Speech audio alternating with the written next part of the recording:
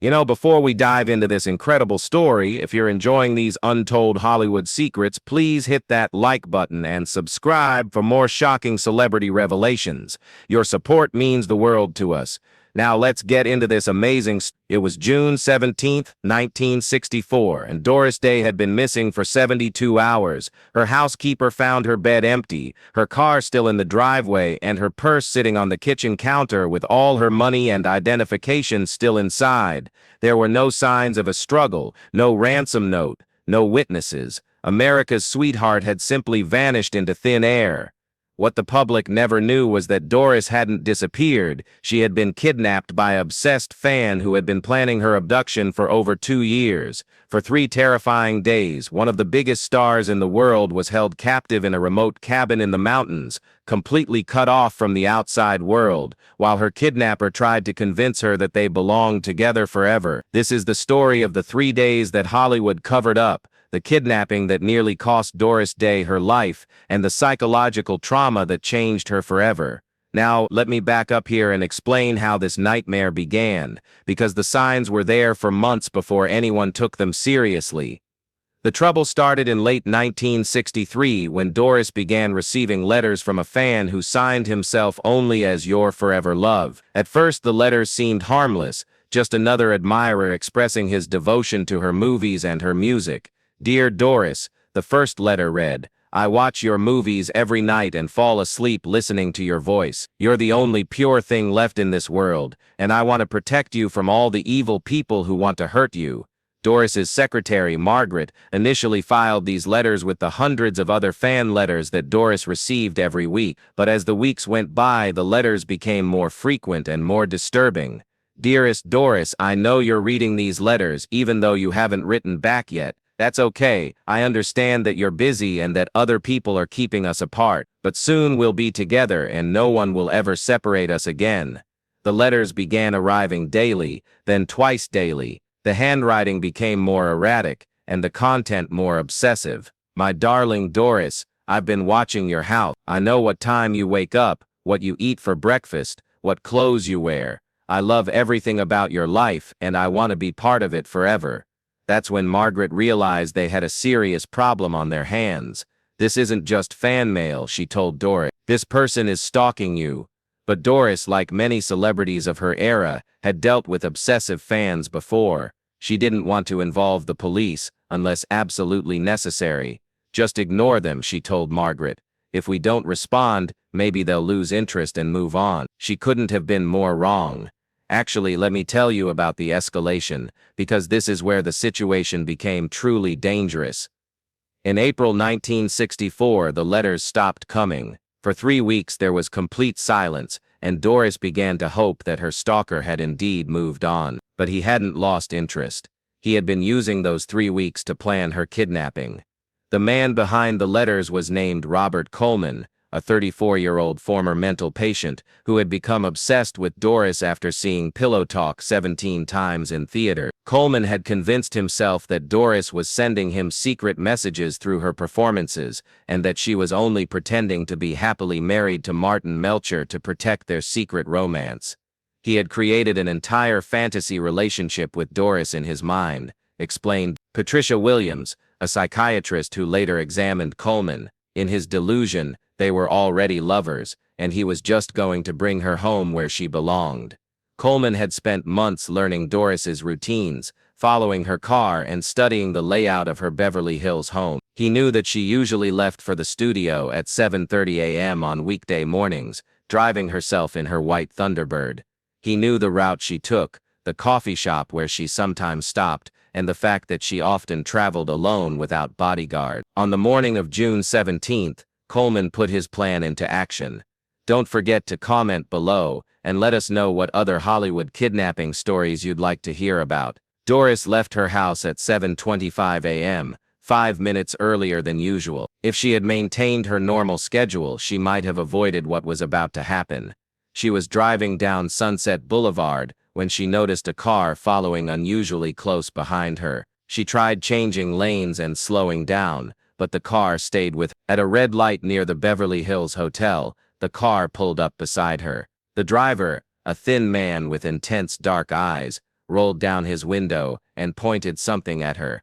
"Miss Day," he called out, "I have a gun pointed at you. If you want to live, you'll follow my instructions exactly." Doris looked over and saw that he was indeed holding what appeared to be a pistol. "Drive straight ahead when the light turns green." Coleman continued, "Don't try to turn, don't try to signal for help, don't do anything except follow my car." Doris's hands were shaking as she gripped the steering wheel. She had no choice but to obey. For the next hour, Coleman led her through a winding route into the hills north of Los Angeles, constantly checking his rearview mirror to make sure she was still following. Eventually, they reached a remote dirt road that led to an isolated cabin deep in the Angeles National Forest. "Get out of the car," Coleman ordered when they reached the cabin, "and don't try to run. There's nowhere to go, and I'll catch you before you get 50 yards. Doris stepped out of her Thunderbird, looking around at the dense forest that surrounded them. Coleman was right. Even if she could outrun him, she had no idea which direction would lead back to civilization. "Welcome home, darling," Coleman said, his voice suddenly tender. "I've prepared this place especially for us." Inside the cabin, Doris discovered the full extent of Coleman's obsession. The walls were covered with photographs of her, movie stills, publicity photos, candid shots that had clearly been taken without her knowledge. There were newspaper clippings about her career, magazine articles, and even transcripts of interviews she had given. "I've been collecting these for years," Coleman explained proudly. "I know everything about you, your favorite foods, your favorite colors, your favorite song. I know you better than you know yourself." In one corner of the cabin was a record player surrounded by stacks of Doris's albums. In another corner was a small kitchen stocked with foods that Coleman believed were her favorites. "I've made us dinner," he said. "Roast chicken with mashed potatoes, just like you made for Rock Hudson and Pillow Talk. I know it's your favorite meal." Doris realized that Coleman had been living in a complete fantasy, believing that the characters she played in movies were real, and that her on-screen relationships reflected her actual preferences. "Robert," she said carefully, trying to keep her voice calm, "you know that movies aren't real, right? The characters I play, the things they do, that's all pretend." Coleman's expression darkened. "Don't lie to me, Doris. I know you're just saying that because other people have told you to. But we're alone now. You don't have to pretend anymore." That's when Doris realized just how dangerous her situation was. Coleman wasn't just obsessed, he was completely detached from reality. For the next 3 days, Doris was trapped in the cabin with a man who truly believed they were destined to be together forever. Coleman had disabled her car by removing essential engine parts, so even if she could escape the cabin, she had no way to drive to safety. He had also hidden any tools or weapons that she might use to defend herself or signal for help. But perhaps most terrifyingly, Coleman genuinely believed he was treating her well. He cooked her elaborate meals, played her music constantly, and talked to her for hours about their relationship. He wasn't cruel or violent, Doris said years later in a private conversation with close friends. He was gentle and loving, and completely insane. That somehow made it even more frightening. Coleman had planned every detail of their captivity. He had stocked the cabin with enough food for several weeks, and he had prepared elaborate explanations for why they couldn't return to civilization. "The outside world is corrupt," he told her repeatedly. "People in Hollywood just want to use you and hurt you. But here, with me, you can be your true self." Actually, let me tell you about Doris's survival strategy, because it probably saved her life. Doris quickly realized that arguing with Coleman, or trying to convince him that his beliefs were wrong, would only make him angry and potentially violent. Instead, she decided to play along with his delusions while looking for opportunities to escape. "You're right, Robert," she would tell him. "It is peaceful here. I feel safer with you than I have in a long time." This approach seemed to calm Coleman and make him less vigilant about watching her constantly. On the second day, while Coleman was outside chopping firewood, Doris found a small radio hidden in a closet. She managed to tune it to a news station, and heard the first reports about her disappearance. Police are searching for missing actress Doris Day, who vanished from her Beverly Hills home 3 days ago. Her husband, Martin Melcher, has offered a $50,000 reward for information leading to her safe return. Hearing that the outside world was looking for her gave Doris hope, but she also realized that the longer she remained missing, the more desperate and unpredictable Coleman might become. She began testing the cabin's security, looking for weak spots or potential escape routes. She discovered that one of the windows in the back bedroom had a broken latch, and that the forest behind the cabin was less dense than in other directions. On the morning of the third day, Doris put her escape plan into action. She waited until Coleman went outside to get water from a nearby stream, a task that usually took him about 15 minutes. As soon as he was out of sight, she climbed through the broken window and began running through the forest. She had no idea which direction would lead to safety, so she simply ran toward what seemed like the most promising path. Behind her, she could hear Coleman calling her name when he discovered she was gone. "Doris, Doris, come back. You're not safe out there. The world will hurt you." His voice grew more distant as she ran deeper into the forest, but she could still hear him crashing through the underbrush behind her. After what felt like hours but was probably only 30 minutes, Doris heard the sound she had been praying for. Traffic. She emerged from the forest onto a 2-lane highway just as a California Highway Patrol car was driving by. The officer, Tom Bradley, later described the scene. "This blonde woman came stumbling out of the woods, scratched up and dirty, waving her arms at my patrol car. When I stopped, she collapsed against the hood and started crying. It took me a few minutes to realize I was looking at Doris Day." Coleman was arrested later that day when police surrounded the cabin. He surrendered without resistance, still insisting that he had been protecting Doris from a corrupt world. But the ordeal was far from over for Doris. The kidnapping had left her with severe psychological trauma that would affect her for the rest of her life. She developed agoraphobia, a fear of open spaces and crowds that made public appearances extremely difficult.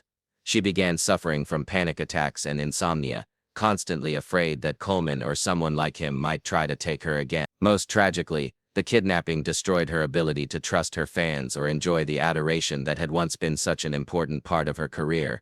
After that experience, every fan letter seemed like a potential threat, recalled her secretary Margaret. Doris could never again assume that someone's admiration was harmless.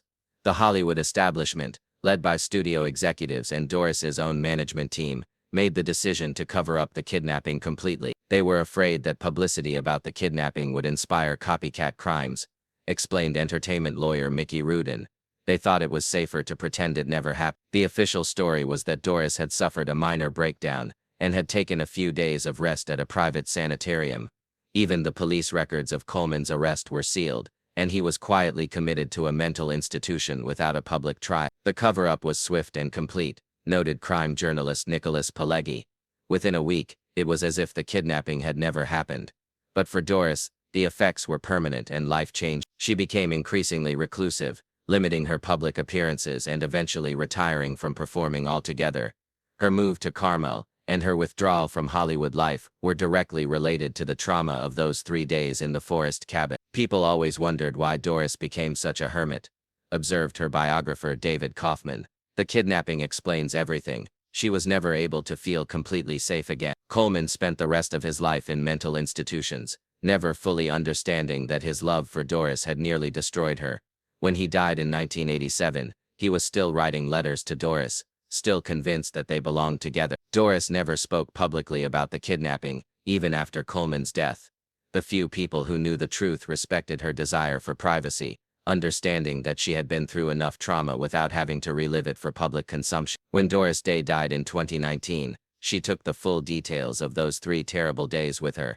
But the people who knew her well understood that the kidnapping had defined the rest of her life in ways that the public never realized. The woman who had brought joy to millions through her movies and music spent her final decades living in fear, never able to fully escape the memory of being trapped with a man who confused love with possession. The 3 days that Hollywood never talks about weren't just 3 days of terror for Doris Day. They were the beginning of a lifetime of caution, isolation, and fear that robbed the world of one of its brightest stars. America's sweetheart survived her kidnapping, but the woman who returned from that forest cabin was forever changed. The innocence and trust that had made her so beloved were gone, replaced by the hard-won wisdom that sometimes the people who claim to love you the most are the ones who can hurt you the worst. Robert Coleman thought he was rescuing Doris Day from a corrupt world. Instead, he taught her that the world was even more dangerous than she had ever imagined. And that lesson, learned over 3 terrifying days in a remote cabin, stayed with her for the rest of her life.